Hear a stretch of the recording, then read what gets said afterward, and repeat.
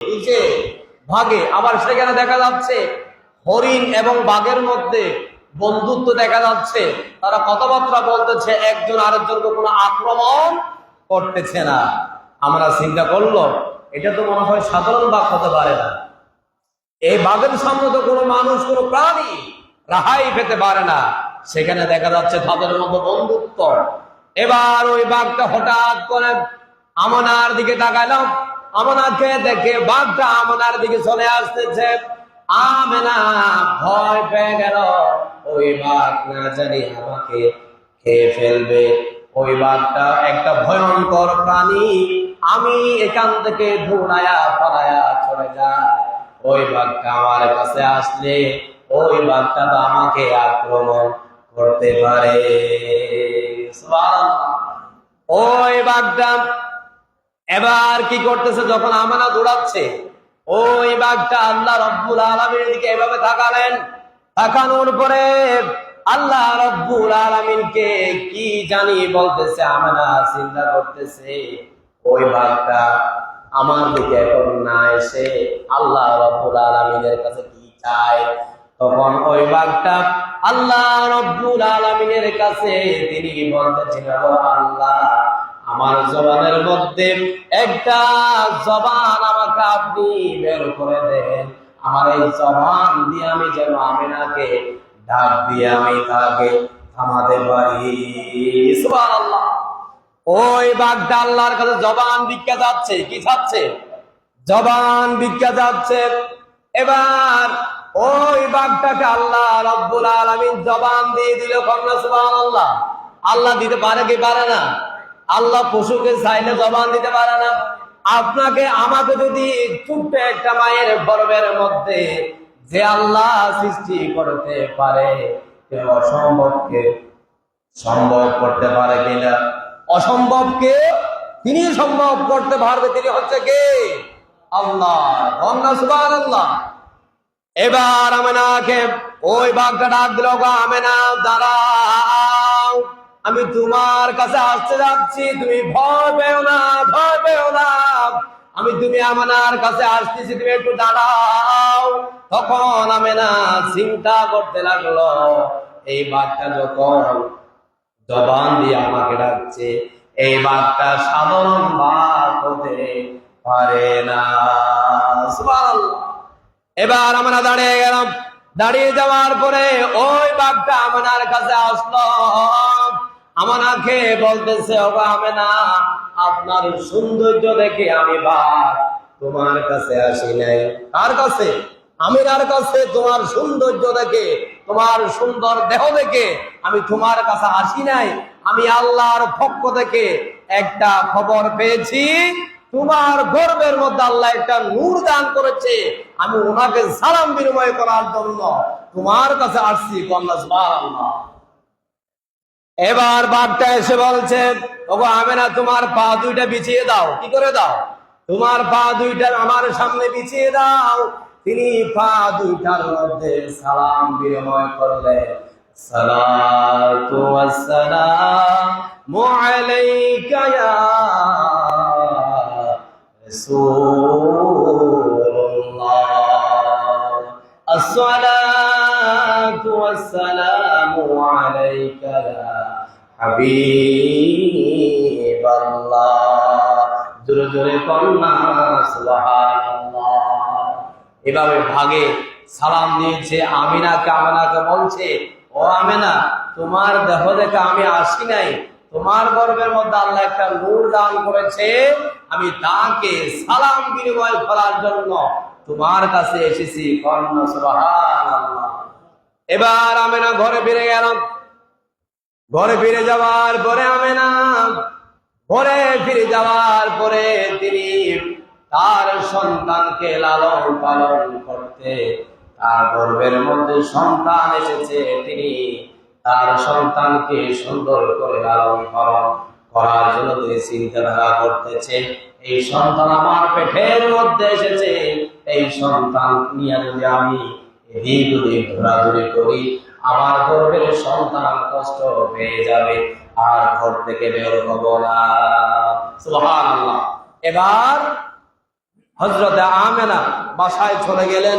তার স্বামী আব্দুল্লাহ তিনি ব্যবসার উদ্দেশ্যে সিরিয়ার উদ্দেশ্যে চলে যাচ্ছেন। তখন কে? তার বাবা মুহাম্মদ সাল্লাল্লাহু আলাইহি ওয়াসাল্লামের বাবার নাম কি? আব্দুল্লাহ। আব্দুল্লাহ চলে যাচ্ছেন কোথায়? সিরিয়ার উদ্দেশ্যে ব্যবসার জন্য। হযরত আব্দুল্লাহ তিনি সিরিয়ার উদ্দেশ্যে চলে গেলেন ব্যবসার জন্য। সেখানে তিনি মৃত্যুবরণ করেছেন। ইন্না লিল্লাহি ওয়া ইন্না ইলাইহি রাজিউন। আব্দুল্লাহ সেখানে মৃত্যুবরণ করলেন। তার গর্ভের মধ্যে, তার স্ত্রীর গর্ভের মধ্যে তখন সন্তানটা 6 মাস হলো। কয় মাস? 6 মাস হলো। কয় মাস হলো? 6 মাস হলো। তার পেটের মধ্যে যে সন্তানটা আছে তার বয়স হলো 6 মাস। এই সময়ে আব্দুল্লাহ যখন ব্যবসার জন্য গেল, সেখানে তিনি মৃত্যুবরণ করলো। এই খবরটা আমেনার ঘরে, আমেনার কানে এসেছে। আল্লাহু আকবার। এখন আপনারা বলেন, একটা গর্ভের মধ্যে সন্তান যখন তাকে তার স্ত্রীর, তখন তার খানের মধ্যে যদি এমন সংবাদ চলে আসে, আমার স্বামী দুনিয়ার মধ্যে নাই, তার থেকে কি আনন্দ লাগবে না কষ্ট লাগবে? কষ্ট লাগবে না কি আনন্দ লাগবে? কষ্ট লাগবে। কিন্তু চিন্তা করবে, আমার এই গর্ভের সন্তান যখন দুনিয়ার জমিনে আগমন করবে, তখন আমার এই সন্তানকে লালন পালন অনেক কিছুর প্রয়োজন আছে, এগুলাকে দেখাশোনা করবে স্বামী। এগুলা তিনি মনে মনে চিন্তা করে করে তিনি ইমোশনাল হয়ে পড়বে কিনা? চিন্তায় পড়ে যাবে না? চিন্তায় পড়ে যাবে। আব্দুল্লাহ সেখানে মৃত্যুবরণ করেছে। এবার আমেনা চিন্তা করতেছে, আমার স্বামী দুনিয়ার জমিন থেকে বিদায় হয়ে গিয়েছে, আমার এই পেটের মধ্যে যে সন্তান আছে তিনি তো এতিম হয়ে গেলেন, আর আমি বিধবা হয়ে গেলাম। আল্লাহু আকবার বলবেন না? এবার বিধবা হয়ে গেলেন হযরত আমেনা। আমেনা বিধবা হয়ে গেল, তার স্বামী দুনিয়ার জমিন থেকে বিদায় হয়ে গেল। এই সময়ে আব্দুল মুত্তালিব তার ওই বৌমাকে বলতেছে, ও বৌমা আমিনা, আমাদের সমাজের মধ্যে একটা রসম চালু আছে, যখন স্বামী মারা যায় তার স্ত্রীরা ঘর থেকে 1 বছর পর্যন্ত বের হতেও পারবে না, তার শরীরের মধ্যে কোনো সুগন্ধি ব্যবহার করতে পারবে না।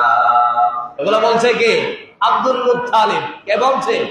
শ্বশুর আব্বা বলেছে, ও বৌমা, তোমার যখন স্বামী দুনিয়ার জমিন থেকে বিদায় হয়ে গিয়েছে, তুমি এই ঘর থেকে বের হয়ে না 1 বছর পর্যন্ত, আর তোমার ভাইয়ের মধ্যে কোনো সুগন্ধি ব্যবহার করা যাবে না। এটা আমার সমাজের প্রথা।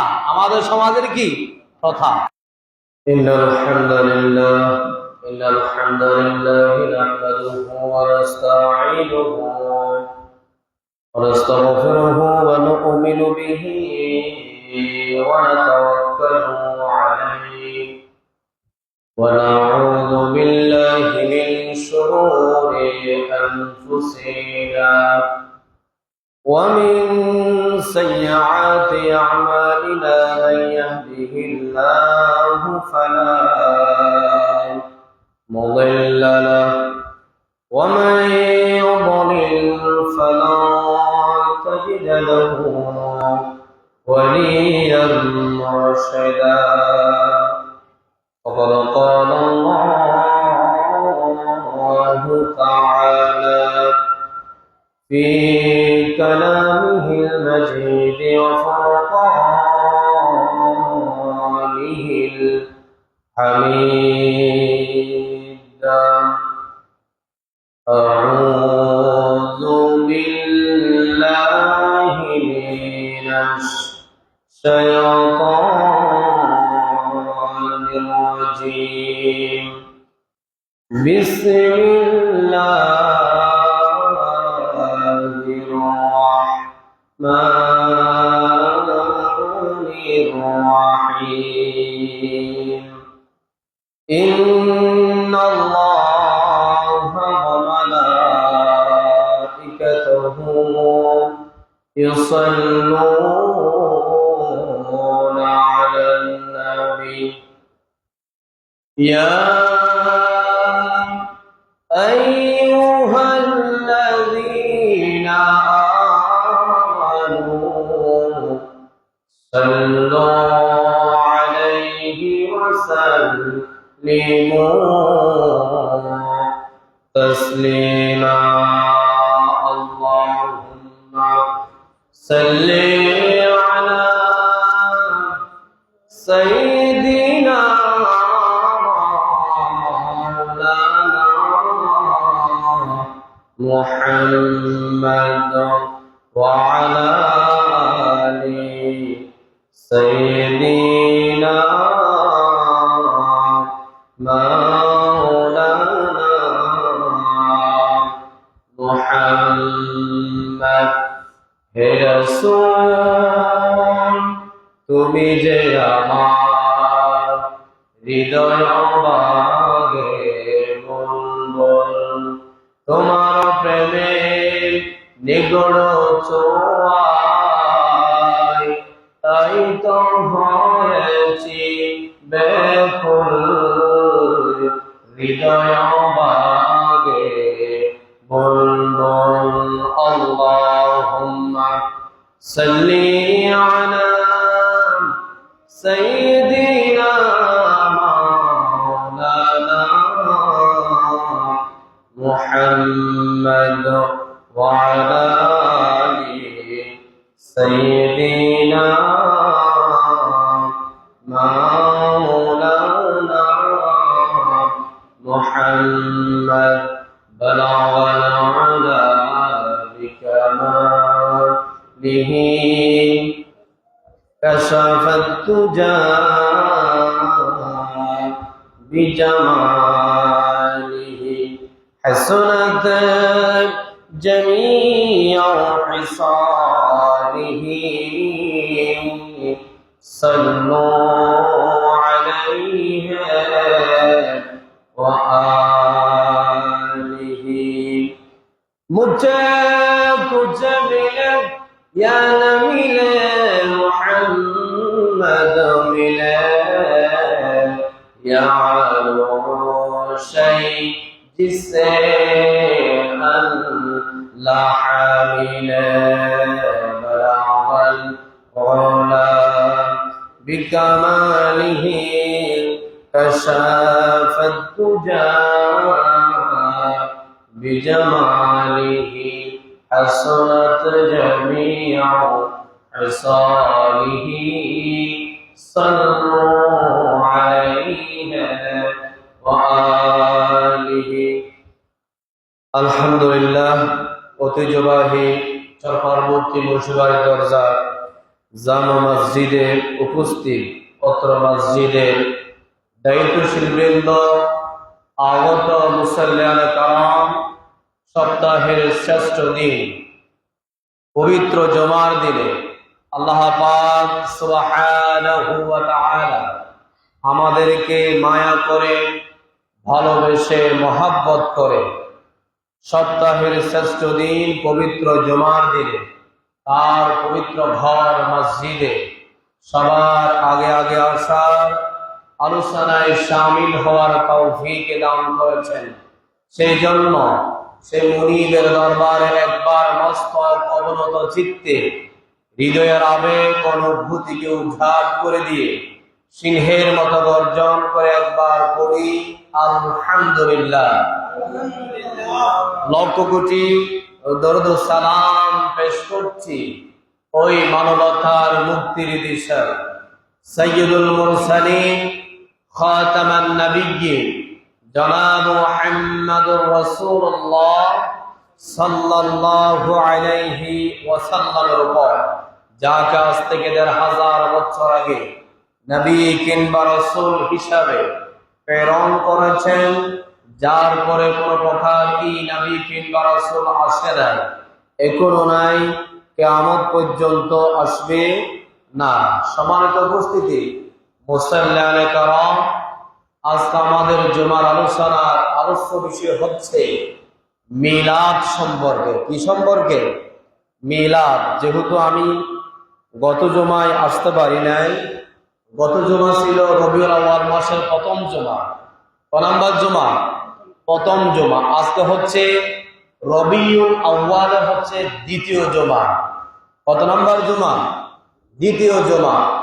আমরা রবিউল আউয়াল মাস আসলেই আমাদের একটা কথা বেশি মনে পড়ে যায়, সেটি হচ্ছে আমার নবী, নবী কুলের সম্রাট মুহাম্মদুর রাসূলুল্লাহ সাল্লাল্লাহু আলাইহি ওয়াসাল্লামের জন্ম এবং ওফাত সম্পর্কে আমাদের মনে পড়ে যায়। কন্যা সুবহানাল্লাহ। আমাদের নবী, আপনার নবী এবং আমার নবী মুহাম্মদ সাল্লাল্লাহু আলাইহি ওয়াসাল্লাম জন্মগ্রহণ করেছে রবিউল আউয়াল মাসে। কোন মাসে? রবিউল আউয়াল মাসে। মুহাদ্দিসিনে কেরাম তাফসীরের মধ্যে তার জন্ম সালটা নিয়ে একতলাপ আছে। আমরা এই আলোচনা গত বছর এ সময় করেছিলাম। আমি ধারাবাহিক রাসূলুল্লাহ ইসলামের মিলাদ এবং সিরাতের উপরে আমি প্রায় 5-6টা জুমা আলোচনা করেছিলাম। আপনাদের মনে আছে কিনা জানি না। এই বছরও আমরা ধারাবাহিক আলোচনা শুরু করব রাসূলুল্লাহ ইসলামের জন্ম থেকে একেবারে সিরাত, যার আদর্শ আমাদের আদর্শবান হতে হয়, সেটি হচ্ছে তার সিরাত। তার কি? সিরাত। সিরাত হচ্ছে বিশাল ব্যাপক আলোচনা, আর মিলাদ হচ্ছে শুধু জন্ম। মিলাদ মানে কি? জন্ম। রাসূলুল্লাহ ইসলাম তার জন্মকে আরবিতে বলা হয় মিলাদ। কি বলা হয়? মিলাদুন নবী মানে হচ্ছে নবী করিম সাল্লাল্লাহু আলাইহি ওয়াসাল্লামের জন্ম বৃত্তান্ত। জন্ম বৃত্তান্ত। আজকে আমরা রাসূলুল্লাহ ইসলামের জন্ম সম্পর্কে কিছু আলোচনা করব, না করলে নয়। যিনি আমাদের শেষ নবী, যার আদর্শে আমরা আদর্শবান, তার শুরু থেকে শেষ পর্যন্ত জানা আপনার এবং আমার উপরে জানা দরকার আছে না? আছে না? জানতে হবে না? আমরা তার আদর্শ লালন করি, ঠিক না? প্রত্যেকটা ক্ষেত্রে, নামাজের ক্ষেত্রে, পারিবারিক ক্ষেত্রে, সামাজিক ক্ষেত্রে, রাষ্ট্রীয় ক্ষেত্রে আমরা কার আদর্শ গ্রহণ করি? মুহাম্মদ সাল্লাল্লাহু আলাইহি ওয়াসাল্লাম। কথা বলবেন, কথা না বললে আপনাদের আবার জিমান শুরু হয়ে যাবে। আমি এই জন্য বারবার বলি, নিজের দিকে যদি থাকিয়ে থাকেন, আমার দিকে যদি না থাকান, তাহলে জিমান শুরু হয়ে যাবে। এই জন্য প্রত্যেকটা কথা উত্তর দেওয়ার জন্য চেষ্টা করবেন। তাহলে রাসূলুল্লাহ ইসলাম রবিউল আউয়াল মাসে জন্মগ্রহণ করেছে, এটার মতো কোনো একতলাপ নাই, এটার মতো কোনো সন্দেহ নাই। কিন্তু জন্ম সালটা নিয়ে কিছু কিছু আলেম এখানে মত নক্য করেছেন, একতলাপ করেছেন। কেউ কেউ বলেছেন তিনি 8 রবিউল আউয়াল জন্মগ্রহণ করেছেন, কেউ কেউ বলেছেন 12 রবিউল আউয়াল, কেউ কেউ বলেছেন আরো পরে। এভাবে কি করেছেন? একজন এক একটা মতামত দিয়েছেন। আমরা সেদিকে যাব না। কিন্তু এই মাসের মধ্যে মুহাম্মদ সাল্লাল্লাহু আলাইহি ওয়াসাল্লাম দুনিয়ার জমিনে আগমন করেছেন, এটার মধ্যে কোনো সন্দেহ নাই। আবার ঠিক তেমনি ভাবে এই রবিউল আউয়াল মাসে তিনি দুনিয়ার জমিন থেকে বিদায় নিয়েছিলেন। এটার সালটা একেবারে, এটার মধ্যে কোনো একতলাপ নাই। তিনি 12 রবিউল আউয়াল দুনিয়ার জমিন থেকে সোমবার রজনীতে তিনি আবারও বিদায় হয়ে গিয়েছেন দুনিয়ার জমিন থেকে। সুবহানাল্লাহ। কিন্তু মৃত্যু সালটা নিয়ে কোনো একতলাপ নাই। জন্ম সালটা নিয়ে কি আছে? একতলাপ আছে। নবী করিম সাল্লাল্লাহু আলাইহি ওয়াসাল্লাম তিনি হলেন শেষ নবী। কি নবী? শেষ নবী। আমাদের প্রথম নবীর নাম কি? হযরত আদম আলাইহিস সালাতু ওয়াস সালাম। মুহাম্মদ সাল্লাল্লাহু আলাইহি ওয়াসাল্লাম তিনি হলেন শেষ নবী। তিনি এটাও বলে গিয়েছেন, আনা ফাতামান নাবিয়্যিনা লা নাবিয়্যা বা'দি। আমি হলাম শেষ নবী, আমার পরে ওয়াসাল্লামকে দুনিয়ার জমিনে সুবহে সাদেকের সময় তাকে দুনিয়ার জমিনে আগমন করায়াছে। সুবহানাল্লাহ। দিনেও না, রাতেও না, সুবহে সাদেকের সময় মুহাম্মদ সাল্লাল্লাহু আলাইহি ওয়াসাল্লামকে কোথায় পাঠিয়েছেন? দুনিয়ার জমিনে পাঠিয়েছেন। সুবহানাল্লাহ বলবেন না? আপনার আমার নবী মুহাম্মদ সাল্লাল্লাহু আলাইহি ইসলামকে দুনিয়ার জমিনে পাঠানোর আগে তার আব্বাজান মুহাম্মদ সাল্লাল্লাহু আলাইহি ওয়াসাল্লামের আব্বার নাম কি? আব্দুল্লাহ। সবাই বলেন তার আব্বার নাম কি? আব্দুল্লাহ। আব্দুল্লাহর পেশানিতে, তার পেশানিতে একেবারে এমন ভাবে নূরের ঝলক মারতেছে, আরবের মহিলা তার জন্য পাগল হয়ে যেত। কি হয়ে যেত? পাগল হয়ে যেত। কোন পুরুষ যদি সুন্দর হয়, তার পিছনে মেয়েরা, তার পিছনে কারা? মেয়েরা। আর মুহাম্মদ সাল্লাল্লাহু আলাইহি ওয়াসাল্লামের আব্বাজান হযরতে আব্দুল্লাহ, তার পেশানিতে আল্লাহ রাব্বুল আলামিন এমন ভাবে নূরের ঝলক সৃষ্টি করে দিয়েছেন, তার ভিতরে এমন নূর দান করেছেন আল্লাহ রাব্বুল আলামিন, তার জন্য আরবের মহিলারা পাগল হয়ে যেত। সুবহানাল্লাহ। আব্দুল্লাহ তখনও বিয়ে করেন নাই, আরবের মহিলারা একেবারে তার জন্য পাগল। তার কাছে মহিলারা বিয়ের প্রস্তাব নিয়ে যেতেন। আব্দুল মুত্তালিবের কাছে অনেক মেয়ের গাইডিয়ানরা যেতেন, আপনার ছেলের সাথে আমার মেয়ের সাথে বিবাহ দেন। এবং কাকে বলতো? আব্দুল মুত্তালিবকে। আব্দুল মুত্তালিব হচ্ছে রাসূলুল্লাহ ইসলামের দাদা আর আব্দুল্লাহর পিতা। আল্লাহ সুবহানাল্লাহ। আব্দুল মুত্তালিবের কাছে যেতেন বিয়ের প্রস্তাব নিয়ে, আব্দুল্লাহর কাছে বিয়ে বসার জন্য, আব্দুল্লাহর কাছে বিয়ে বসার জন্য। তখন মেয়েদের গাইডিয়ানরা তখন যেতেন। আব্দুল মুত্তালিব বলতো, তোমরা আমার ছেলের মধ্যে কি দেখেছ? তোমরা আমার ছেলের পিছু পেনে লেগেছ, আমার ছেলের কাছে তোমরা কি পেয়েছ? এইভাবে তোমরা পাগল হয়ে গেছে কেন? তখন তারা বলতো, আপনার ছেলের চেহারার মধ্যে আল্লাহ রাব্বুল আলামিন এমন নূর দান করেছে, আমরা মেয়েরা দেখলে আর সহ্য করতে পারি না। সুবহানাল্লাহ। তার নূরের তার ভিতরে কে আছে? তার মাধ্যমে কে আসবে? আমার নবী মুহাম্মদ সাল্লাল্লাহু আলাইহি ওয়াসাল্লামের কারণে তার চেহারার মধ্যে এত আলো সৃষ্টি হয়েছে। আল্লাহ সুবহানাল্লাহ।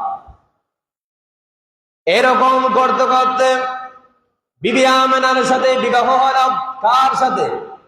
বিবি আমেনার সাথে আব্দুল্লাহর সাথে বিবাহ বন্ধনে আবদ্ধ হয়ে গেল। আবদ্ধ হয়ে যাওয়ার পরে বিবি আমেনা বলতেছে, আমার স্বামী আব্দুল্লাহ যখন আমার ঘরের মধ্যে ঢুকে যায়, আমার ঘরের মধ্যে কোনো আলো ছিল না, লাইট ছিল না, সারাক ছিল না, হারিকেল ছিল না, মোমবাতি ছিল না, কোনো আলো ছিল না। যখন আমার স্বামী বাহির থেকে যখন আমার ঘরের মধ্যে প্রবেশ করে, সাথে সাথে আমার এই অন্ধকার ঘরটা আলোকিত হয়ে যায়। সুবহানাল্লাহ। এটা কার কারণে? তাদের মাধ্যমে আসবে কে? মুহাম্মদ সাল্লাল্লাহু আলাইহি ওয়াসাল্লাম। এগুলা কারামত দেখাচ্ছেন কে? আল্লাহ। আব্দুল্লাহ ঘরের মধ্যে ঢুকলে, অন্ধকার ঘরের মধ্যে ঢুকলে আলোকিত হয়ে যায়। এবার আব্দুল্লাহ আমেনা তারা তো বিবাহ বন্ধনে আবদ্ধ হয়েছে, তাদের মধ্যে সহবাস হয়েছে। হয়ে যাওয়ার পরে তারপরের দিন আল্লাহ রাব্বুল আলামিন হযরতে আমিনাকে স্বপ্ন যুগে দেখালেন, ও আমিনা, তোমার গর্ভের মধ্যে আমি আল্লাহ একটা নূর দান করেছি। সুবহানাল্লাহ। বলছে কে? আল্লাহ। আল্লাহ বলছে স্বপ্ন যুগে আমিনাকে দেখিয়ে দিয়েছে, ও আমিনা, তোমার গর্ভের মধ্যে আমি একটা নূর দান করেছি। আল্লাহু আকবার বলবেন না? যদি কোনো মহিলার পেটের মধ্যে সন্তান চলে আসে, মহিলারা আনন্দে উৎফুল্ল হয়ে যায়, আমার গর্ভের মধ্যে সন্তান এসেছে, ঠিক কিনা? মহিলারা কি নারাজ হয় নাকি খুশি হয়? খুশি হয়। একটা সন্তান পেলে মহিলারা কত আনন্দিত হয়। সুবহানাল্লাহ বলবেন না? ঠিক তেমনি ভাবে হযরতে আমিনা তার পেটের মধ্যে যখন, গর্ভের মধ্যে যখন সন্তান এসেছে, তিনি আনন্দে উৎফুল্ল হয়ে গিয়েছে।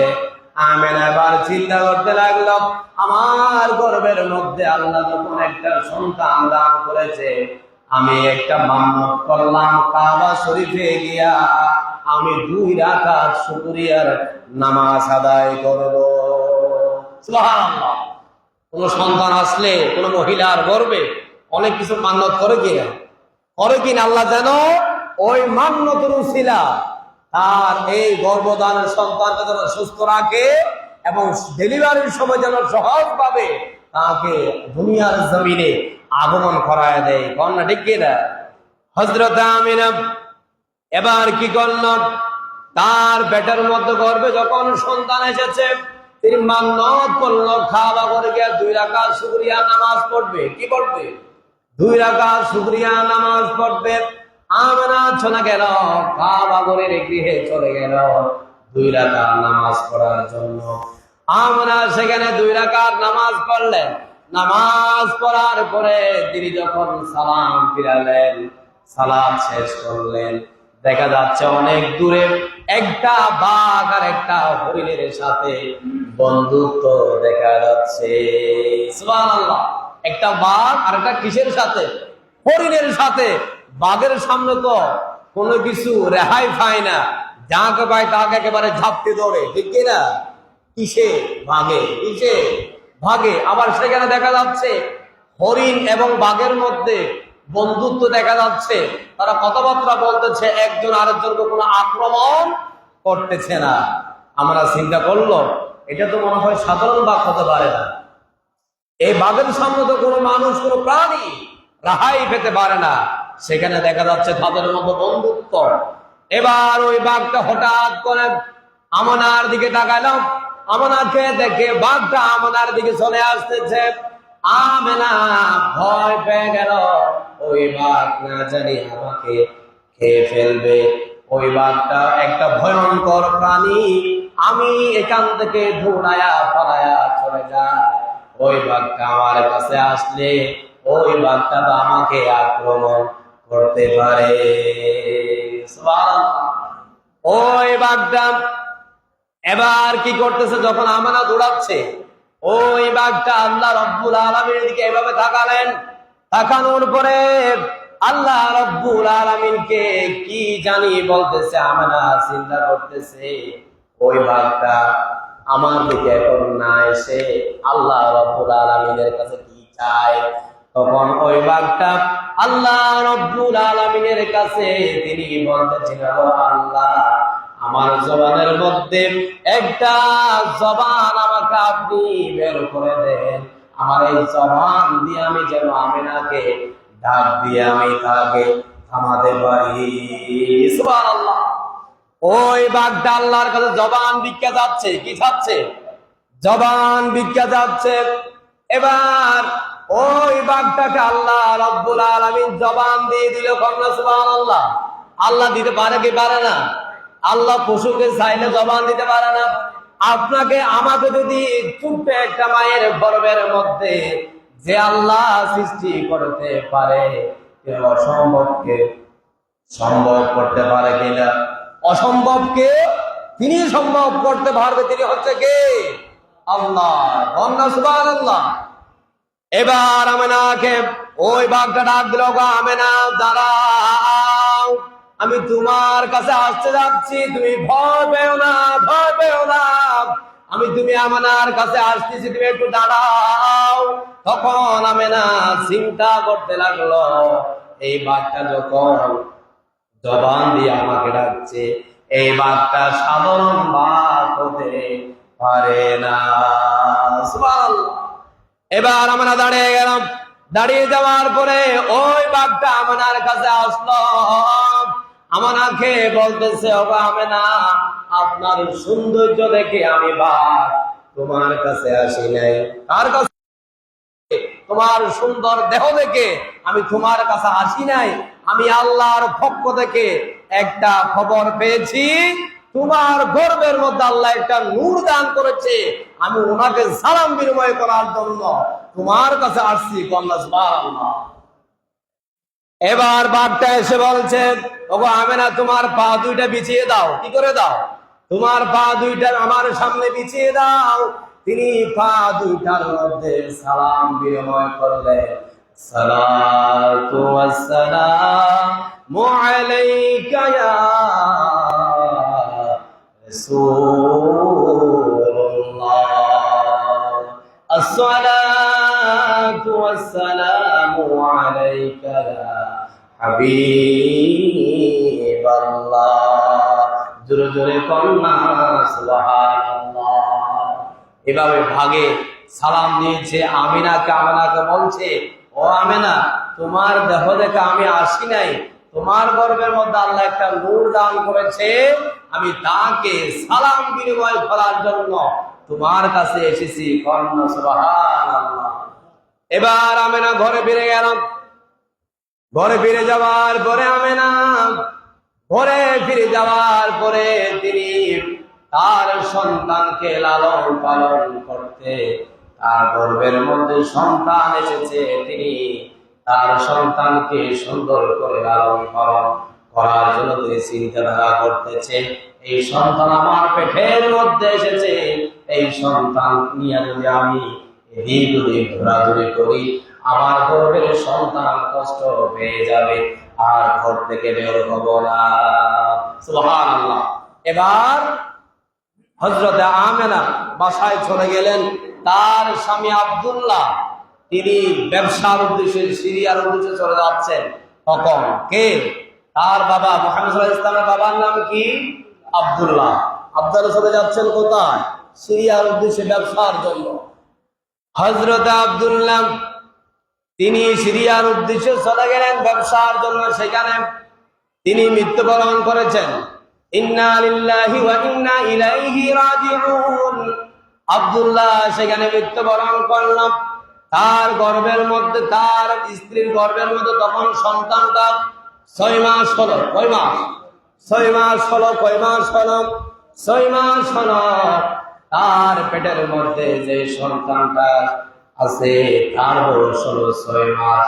এই সময়ে আব্দুল্লাহ যখন ব্যবসার জন্য গেল, সেখানে তিনি মৃত্যুবরণ করলো। এই খবরটা আমিনার বলে আমিনার কানে এসেছে। আল্লাহু আকবার। এখন আপনারা বলেন, একটা গর্ভের মধ্যে সন্তান যখন তাকে তার স্ত্রীর, তখন তার কানের মধ্যে যদি এমন সংবাদ চলে আসে, আমার স্বামী দুনিয়ার মধ্যে নাই, তার থেকে কি আনন্দ লাগবে না কষ্ট লাগবে? কষ্ট লাগবে না কি আনন্দ লাগবে? কষ্ট লাগবে। কিন্তু চিন্তা করবে, আমার এই গর্ভের সন্তান যখন দুনিয়ার জমিনে আগমন করবে, তখন আমার এই সন্তানকে লালন পালন অনেক কিছুর প্রয়োজন আছে, এগুলাকে দেখাশোনা করবে স্বামী। এগুলা তিনি মনে মনে চিন্তা করে করে তিনি ইমোশনাল হয়ে পড়বে কিনা? চিন্তায় পড়ে যাবে না? চিন্তায় পড়ে যাবে। আব্দুল্লাহ সেখানে মৃত্যুবরণ করেছে।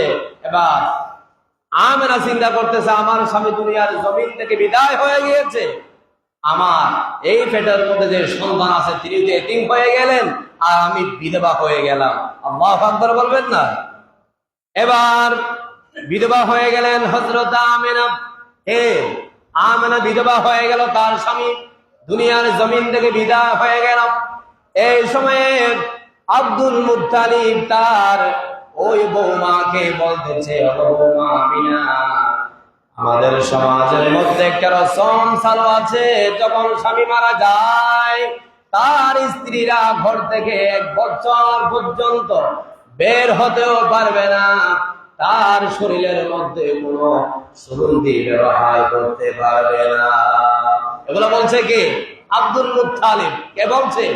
শ্বশুর আব্বা বলেছে, ও বৌমা, তোমার যখন স্বামী দুনিয়ার জমিন থেকে বিদায় হয়ে গিয়েছে, তুমি এই ঘর থেকে বের হয়ে না 1 বছর পর্যন্ত, আর তোমার ভাইয়ের মধ্যে কোনো সুগন্ধি ব্যবহার করা যাবে না। এটা আমার সমাজের প্রথা।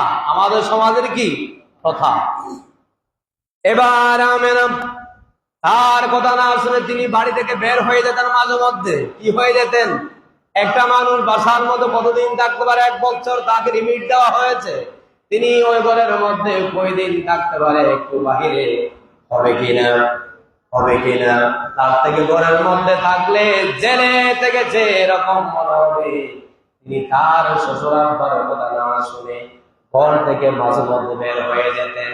কি হয়ে যেতেন? বের হয়ে যেতেন। তখন বের হয়ে যেতেন, পার্শ্ববর্তী এলাকার মানুষেরা তখন বলতো, এই মহিলা থেকে এত স্যান্ডের সুগন্ধি কেন বের হয়, এত আতরের সুগন্ধি কেন বের হয়? এই মহিলা মনোহময়, স্বামী হারা, এই জন্য এই মহিলা গায়ের মধ্যে পারফিউম ইউজ করে, সুগন্ধি ইউজ করে তিনি বাসা থেকে বের হয় পর পুরুষকে আকর্ষণ করার জন্য। কি করার জন্য? আকর্ষণ করার জন্য। এটা মানুষের কি চিন্তা দ্বারা, আউট মানুষের কি দ্বারা? চিন্তা দ্বারা তিনি এত দামি সেন ইউজ করে, ওই গন্ধটা যখন কোন পুরুষে পাবে, তারা ওই মহিলার প্রতি আকর্ষণ হবে। কি হবে? আকর্ষণ হবে।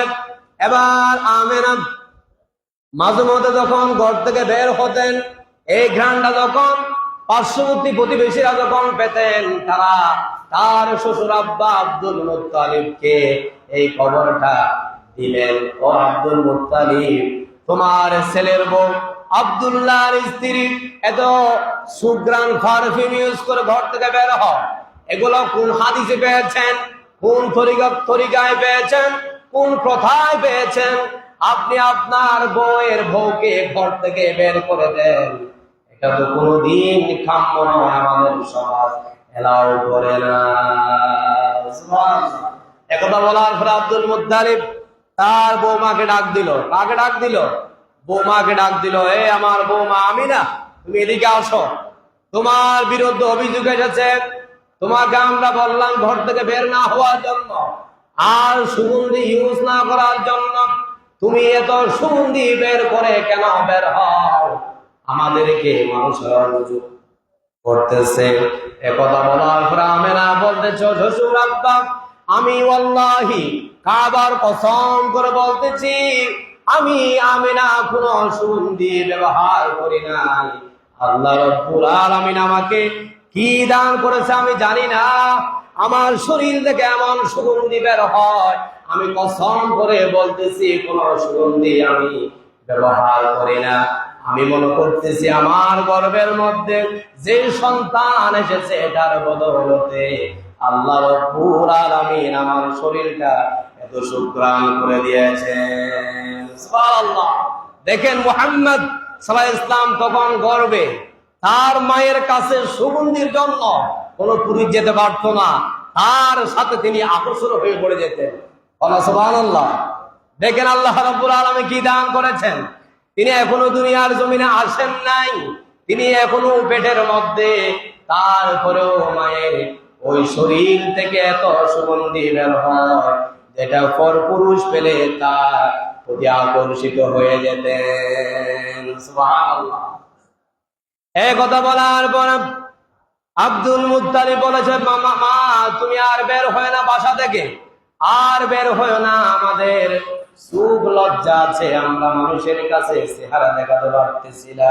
তুমি যখন ঘর থেকে বের হয়, তখন তোমার এই গ্রামটা যখন পুরুষেরা পায়, আমাদের কাছে তোমার জন্য বিচার দেওয়ার জন্য শত শত মানুষ আমার বাসায় চলে আসে।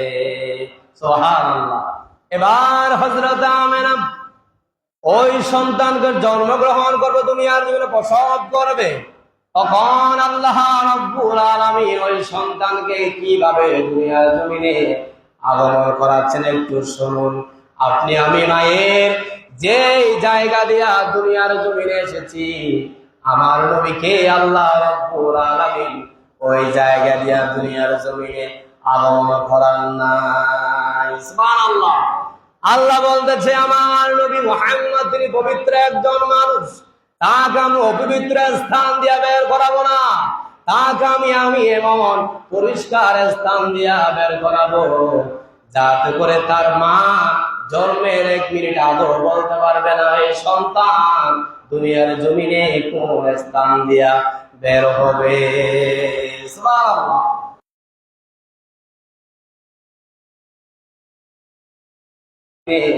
আগমন করাচ্ছেন একটু শুনুন। আপনি আমি মায়ের যে জায়গা দিয়া দুনিয়ার জমিনে এসেছি, আমার নবীকে আল্লাহ রাব্বুল আলামিন ওই জায়গা দিয়া দুনিয়ার জমিনে আগমন করান নাই। সুবহানাল্লাহ। আল্লাহ বলতেছে আমার নবী মুহাম্মদ তিনি পবিত্র একজন মানুষ, তাকে আমি অপবিত্র স্থান দিয়া বের করাবো না, তাকে আমি এমন পরিষ্কার স্থান দিয়া বের করাবো যাতে করে তার মা জন্মের 1 মিনিট আগেও বলতে পারবে না এই সন্তান দুনিয়ার জমিনে কোন স্থান দিয়া বের হবে। সুবহানাল্লাহ। আল্লাহ রাব্বুল আলামিন মুহাম্মদ সাল্লাল্লাহু আলাইহি ওয়াসাল্লামকে নাবি বলে বাম পাশে, কোন পাশে? ডান পাশে, বাম পাশে না, ডান পাশ দিয়া আল্লাহ রাব্বুল আলামিন তার নবী মুহাম্মদুর রাসূলুল্লাহ সাল্লাল্লাহু আলাইহি ওয়াসাল্লামকে দুনিয়ার জমিনে আগমন করায়াছেন। সুবহানাল্লাহ। আল্লাহ রাব্বুল আলামিন তাকে এই নবীর ডান পাশ দিয়া আল্লাহ রাব্বুল আলামিন তাকে দুনিয়ার জমিনে আগমন করায়াছেন। সুবহানাল্লাহ বলবেন না? আল্লাহ নবীকে দুনিয়ার জমিনে আগমন করালেন। মা আমেনা থেকে তার সহপাঠীরা জিজ্ঞেস করলো, আমেনা যখন তোমার সন্তান দুনিয়ার জমিনে আসে তুমি কষ্ট অনুভব করছো কিনা? তখন আমেনা বলল, গো আমার সহপাঠীরা, আমার এই সন্তান যখন দুনিয়ার জমিনে আসতেছে আমি 1 মিনিট 1 ইঞ্চি পরিমাণ 1 সেকেন্ডের জন্য একটু কষ্ট অনুভব করি নাই। সুবহানাল্লাহ। একটা সন্তান যদি দুনিয়ার জমিনে আসে আমাদের মায়েরা সেন্সলেস হয়ে যায়, ঠিক কিনা? বেহুশ হয়ে যায়। কত কষ্ট মায়েদের জন্য, এটার সে কষ্ট দুনিয়ার জমিনে আর কিছু হতে পারে না। আর সেখানে বলছে আমি মুহাম্মদকে দুনিয়ার জমিনে আগমন করাইছে আমিনার পেট থেকে। আমেনা বলছে আমি 1 সেকেন্ডের জন্য কষ্ট অনুভব করি নাই। সুবহানাল্লাহ। আমার নবী আপনার নবী মুহাম্মদ সাল্লাল্লাহু আলাইহি ওয়াসাল্লাম দুনিয়ায় আগমন করালেন।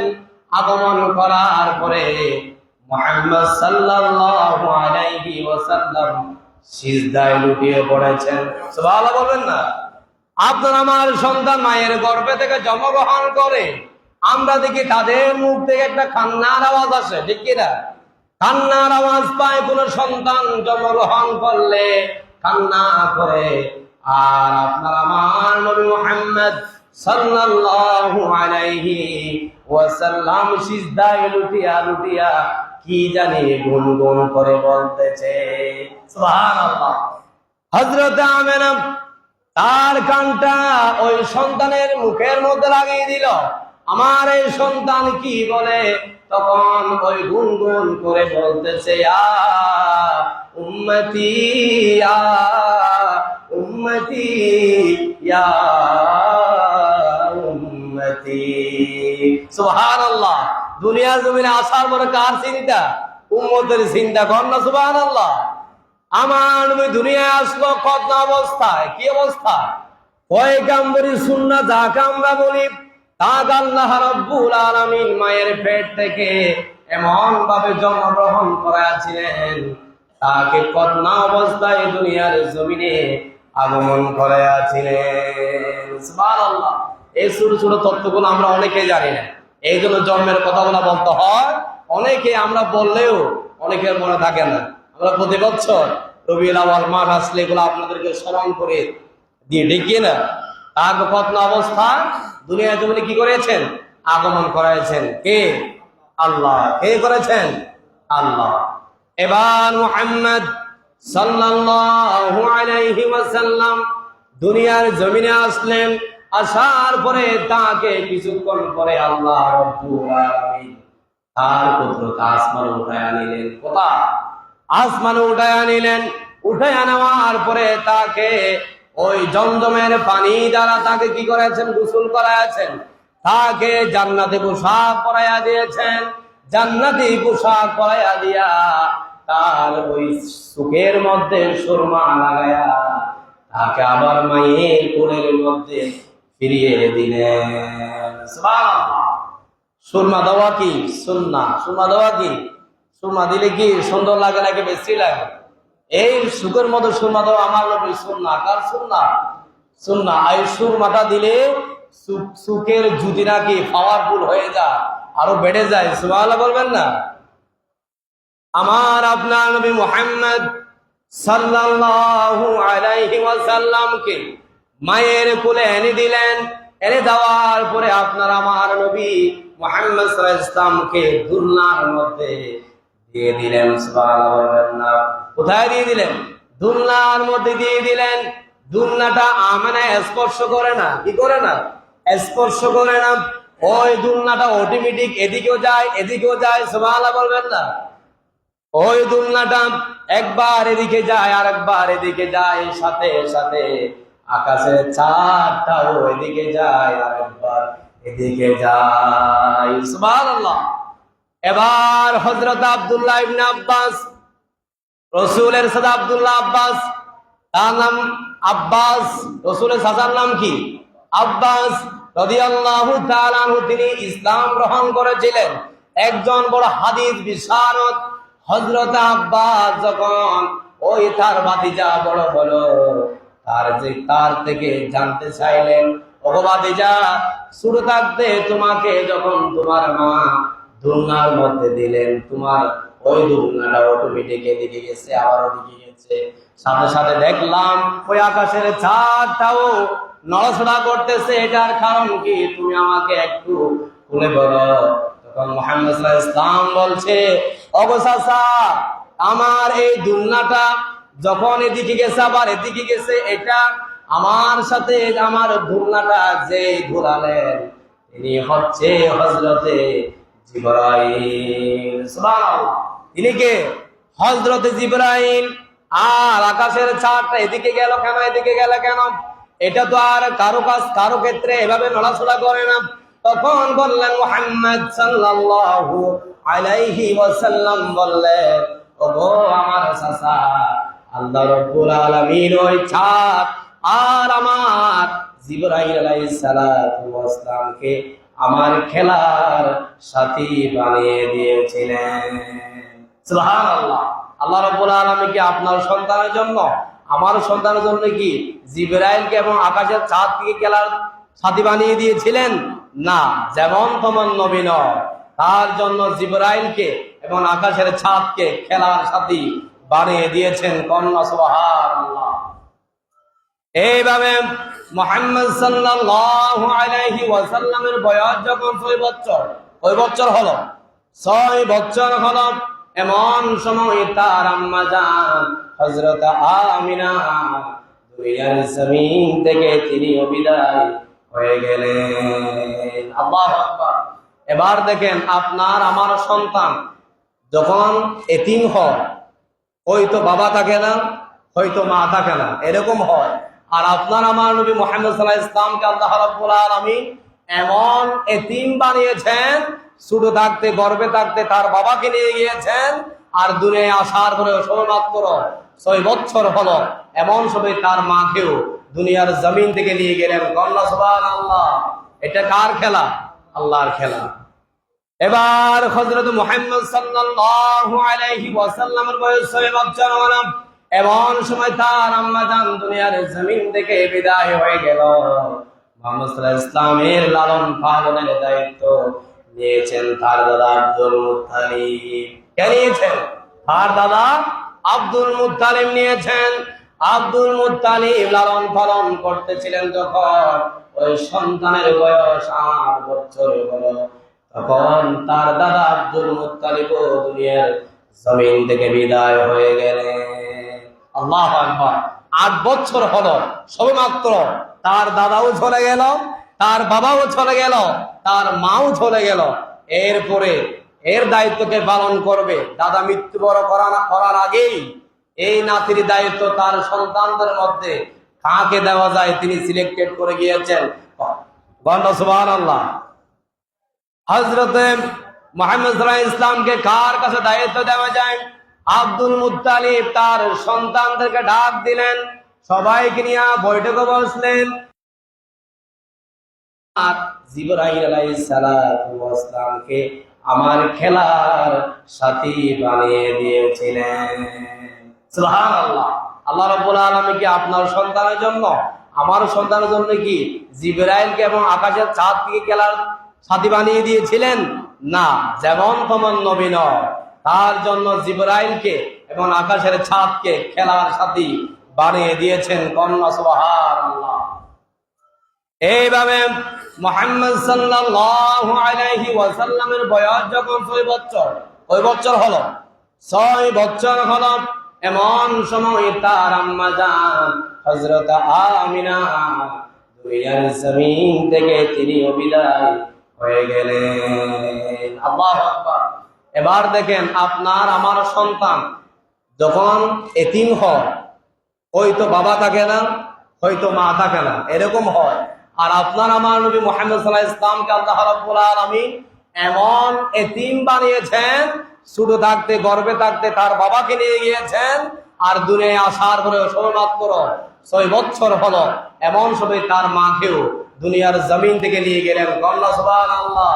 এটা কার খেলা? আল্লাহর খেলা। এবার হযরত মুহাম্মদ সাল্লাল্লাহু আলাইহি ওয়াসাল্লামের বয়স 6 বছর হলো। এমন সময় তার আম্মা জান দুনিয়ার জমিন থেকে বিদায় হয়ে গেল। মুহাম্মদ সাল্লাল্লাহু আলাইহি ওয়াসাল্লামের লালন পালনের দায়িত্ব নিয়েছেন তার দাদা আব্দুল মুত্তালিব। কে নিয়েছেন? তার দাদা আব্দুল মুত্তালিব নিয়েছেন। আব্দুল মুত্তালিব লালন পালন করতেছিলেন যখন ওই সন্তানের বয়স 8 বছর হলো, তখন তার দাদা আব্দুল মুত্তালিব দুনিয়ার জমিন থেকে বিদায় হয়ে গেলেন। আল্লাহু আকবার। 8 বছর হলো সবেমাত্র, তার দাদাও চলে গেল, তার বাবাও চলে গেল, তার মাও চলে গেল। এরপরে এর দায়িত্বকে পালন করবে দাদা মৃত্যুবরণ করার আগেই এই নাতির দায়িত্ব তার সন্তানদের মধ্যে কাকে দেওয়া যায় তিনি সিলেক্টেড করে গিয়েছেন। সুবহানাল্লাহ। হযরতে মুহাম্মদ সাল্লাল্লাহু আলাইহি ওয়াসাল্লামকে কার কাছে দায়িত্ব দেওয়া যায়? আব্দুল মুত্তালিব তার সন্তানদেরকে ডাক দিলেন, সবাইকে নিয়ে বৈঠকে বসলেন। আমি তো দুনিয়ার জমিন থেকে হয়তো বিদায় হয়ে যাব, আমার এই এতিম নাতির দায়িত্ব তোমরা কে পালন করতে পারবা? সুবহানাল্লাহ। যদি আব্বা বলে সন্তানদেরকে, সন্তান যদি খারাপও হয়, কোন সন্তানকে বলবে আমি পারবো না? বলবে? একথা কি বলবে কোন সন্তান? আব্বাকে বলবে আমি পারবো না, একথা কি বলবে? বলবে না। সেখানে আবুল আহাব, আবু জেহেল সবাই বলেছে আমি নেব, এই বলতেছে আমি নেব, সবাই নেওয়ার জন্য, দায়িত্ব নেওয়ার জন্য মুহাম্মদের পাগল হয়ে গিয়েছে। কন্যা সুবহানাল্লাহ। এবার আব্দুল মুত্তালিব তার নাতির দায়িত্ব কাকে দিলেন? আব্দুল মুত্তালিব তার দায়িত্ব দিলেন, সবাই তো আমার সন্তান, আমি আমার এই এতিম নাতির দায়িত্ব আমার সন্তান আবু তালেবের কাছে দিয়ে গেলাম। সুবহানাল্লাহ। আর বাবা জানে কোন সন্তান ভালো, অ্যাক্টিভ, একেবারে দায়িত্ব পালন করতে ইচ্ছুক, কোন সন্তান ভালো, কোন সন্তান খারাপ, বাবা জানবে না? বাবা জানবে না? অবশ্যই জানবে। তার বাবা সিলেক্টেড করে দিয়েছেন মুহাম্মদের লালন পালনের দায়িত্ব দিয়েছেন আবু তালেবকে। তাকে আবু তালেবকে দিয়েছেন। এবার আবু তালেব তাকে লালন পালন করা শুরু করে দিলেন। সুবহানাল্লাহ। হাদিসের মধ্যে আসছে আবু তালেব তার সন্তান ছিল অসংখ্য, সেখান থেকে তিনি তার সন্তানের চেয়ে এতিম বাতিজাকে তিনি বেশি আদর মায়া মহব্বত করতেন। সুবহানাল্লাহ। তাকে বেশি কি করতেন? আদর করতেন। কে? চাচা আবু তালেব। এবার আবু তালেব ব্যবসার জন্য সিরিয়া যায়, কোন কোন সময় সিরিয়া চলে যায়। এমন সময় তার স্ত্রীকে বলে, ও আমার স্ত্রী, আমি তো বাসা থেকে চলে যাচ্ছি, আমার এই এতিম ভাতিজাকে তুমি একটু দেখে শুনে রাখবা। সুবহানাল্লাহ। সবসময় কার দিকে খেয়াল? মুহাম্মদ সাল্লাল্লাহু আলাইহি ওয়াসাল্লামের দিকে খেয়াল। কেন? আব্বা তাকে দায়িত্ব দিয়েছেন। কে দিয়েছেন দায়িত্ব? আব্বা দিয়েছেন। আব্বার দায়িত্ব পালন করতে হবে, না হয় আমি ওয়াদায় বরখলাফ করব, ওরা কি হবে? খেলাফ হয়ে যাবে। এই জন্য তিনি সুখে সুখে রাখতেন। সিরিয়ায় যখন চলে যাচ্ছেন, তিনি দুষ্টামি করে বলছে, হে মুহাম্মদ, আমি যাচ্ছি সিরিয়ায়, তুমি এখানে খেলাধুলা করো, তোমার চাচি আম্মার সাথে থাকো, আমি যাচ্ছি, তুমি আমার সাথে যাবা। দুষ্টামি করে বলে কিনা? বাবা যখন বাজারে যায়, সন্তানকে বলে, হে বাবা, আমার সাথে বাজারে যাবা? সন্তানকে বলবে আমি যাব না, একথা কি বলে? আব্বা আপনার সাথে আমিও যাব। সুবহানাল্লাহ, এটা হচ্ছে মুহাব্বত। যখন চাচা বলেছে মুহাম্মদ সাল্লাল্লাহু আলাইহি ইসলামকে, এ মুহাম্মদ আমি এখন ব্যবসার উদ্দেশ্যে যাচ্ছি, তুমি এখানে খেলাধুলা করো, লাস্টে বলছে তুমি কি আমার সাথে যাবা? তখন মুহাম্মদ বলছে ও চাচা আপনার সাথে আমিও যাব। সুবহানাল্লাহ বলবেন না? একথা যখন বলেছে, আর আবু তালেব তো বাতিজার কথা ফেলতে পারে না, ওই বাতিজাকে সাথে করে নিয়ে গেলেন। কন্যা সুবহানাল্লাহ, এমন মুহাব্বত থাকলে ওই সন্তানকে ফেলে যেতে না পারে। এবার দেখেন তার প্রতি কত আদর ছিল, কত মায়া ছিল, কত মুহাব্বত ছিল, তাকে সাথে করে ওই ব্যবসার দিকে তাকেও কি করলেন, নিয়ে গেলেন। কন্যা সুবহানাল্লাহ। এ ঘটনা বলতে গেলে অনেক লম্বা ঘটনা। আমরা জন্মের আলোচনাটা সবসময় করি না, প্রতি বছর বাড়ি রবিউল আউয়াল আসলে, রবিউল আউয়াল মাস আসলে আমরা সেগুলো একটু আলোচনা করি।